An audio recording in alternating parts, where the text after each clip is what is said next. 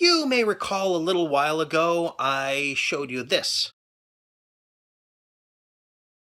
Well, that day is today,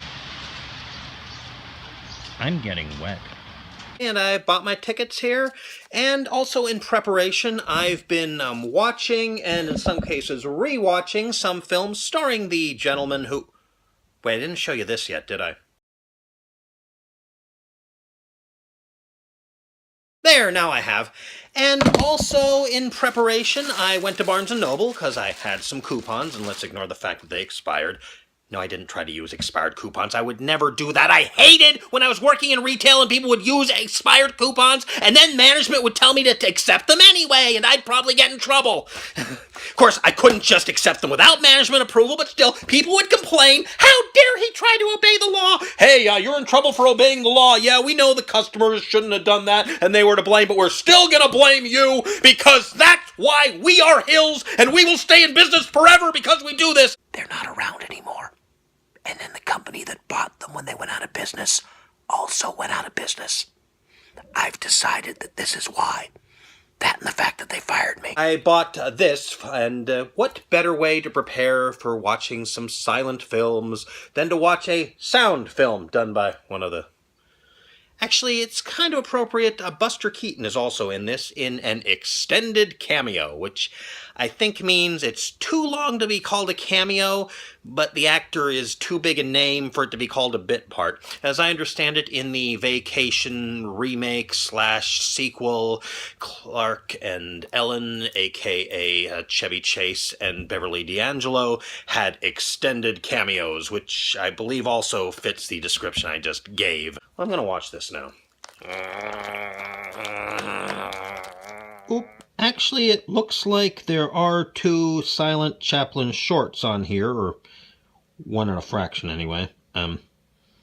Maybe I shouldn't include this part. Thus, I'll seem like I know what I'm talking about, even though I know better.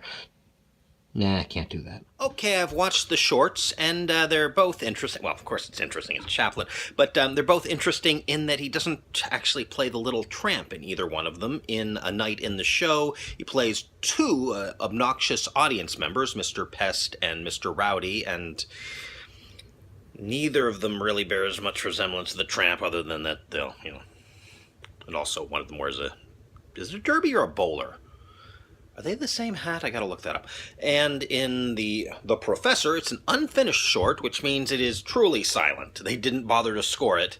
He plays the proprietor of a flea circus who is, well, he is a tramp, really, but he's not the little tramp. It's a little bit different character. I kind of wish I hadn't watched the trailers. That's kind of almost put me off the movie. They're bragging about how wonderful and original and how it's the greatest thing ever, and it will make you cry. It will make you laugh. It will make you vomit on your sister's hat. I think I might have imagined that one, but kind of really congratulatory trailers there. I wondered if I should watch them. I made the wrong choice. Why didn't I say I chose poorly? That would have been a much better joke. Okay, finished watching Limelight, and maybe one of these days I'll actually do a real review of it, but I enjoyed it. It did take a little while to get warmed up to it. I don't know. Maybe just the style, especially after I've just been watching silent films. It worked, I thought. A few things... thought it was interesting that they had actors wishing each other good luck. Maybe that superstition doesn't exist in England, or maybe it didn't at the time. It takes place around 1914. Well, it starts off in 1914, and I think maybe it goes as far as 1916. I'm not sure. World War I is going on. One thing that bothered me a little bit, the scene where Calvero and Calvero's partner are doing their act, there's no laughing, even though they're doing it in front of an audience. And I don't know, maybe Chaplin didn't want fake laughter to interrupt or to interfere with what would hopefully be real laughter from the theater audience. But I don't know, it's like, is nobody laughing? That was actually distracting, the fact that there were no shots of the audience and you didn't hear the audience laughing. Maybe that was deliberate, I don't know. I haven't watched any of the documentary stuff. And one thing, I read a brief review which said something to the effect of that he criticizes the audiences and kind of comes across as a kind of old fart that doesn't want to change. I didn't get that at all. I mean, the guy did mention... Actually, I almost wish it was a little more autobiographical if it would have been... but it's still... I enjoyed the film. I don't think I enjoyed it as much as a lot of his silent comedies, or even in his sound comedies, but well, it's not supposed to be a comedy. I did cry. That's the important thing. Well, I'm ready to go. I'm gonna go there with my dad because my mom can't, because she has to stay home with another family member here who peed on the carpet again. Yep. You still peed on the carpet, girl. No treat. Ooh.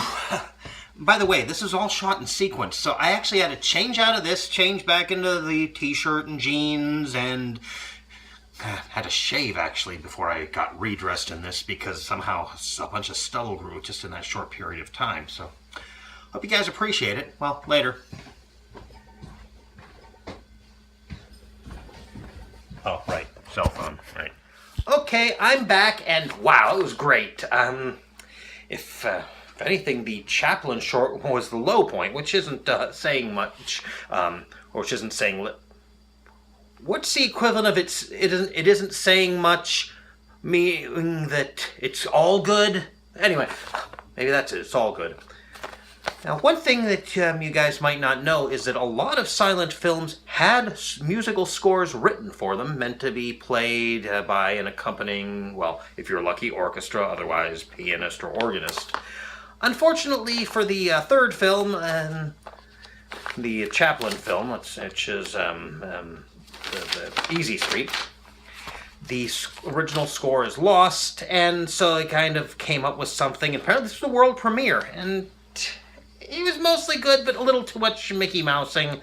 I mean, they had a drum beat for just about every time Chaplin took a step, and a lot of the time when people were speaking, that a kazoo sound. And, okay, Chaplin himself did that in City Lights, but he did it very sparingly, and he did it for these really pompous characters. Generally, if somebody's talking in a silent movie, don't try to, whatever. A minor thing, bigger complaint is those seats, which, well, I mean, I knew where I was going, come on.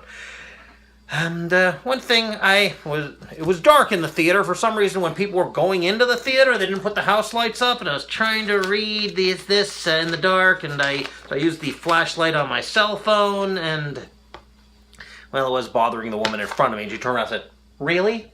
And I apologized and turned it off, and she was right, although part of me wanted to just continue what I was doing and say, "Yes, really." Well, if it's bothering you, get them to turn the lights on. Hey, here are your eyes, lady! Whee! Okay, I wouldn't have done that, no matter how I felt, unless she said "really" in a really awful voice. But she didn't. No. Hey, lady! Whee! Sorry. That'd be funny, though. Anyway. So, yeah, I enjoyed it. I can say a little more about Limelight, but I need to maybe do a real full review of that instead of just off the cuff. He doesn't have a mustache in most of the movie. Buster Keaton talks a little bit.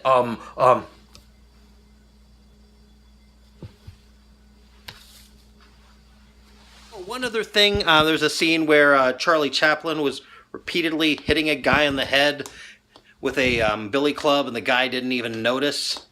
You know, there are ways to do that without the person feeling anything, or not even actually... There are ways to do that. There were people behind me, how did he do that? How did he do that? How did he do that? Hey, I'll show you how you do it for real, people. Ha! I'm really feeling violent today for some reason.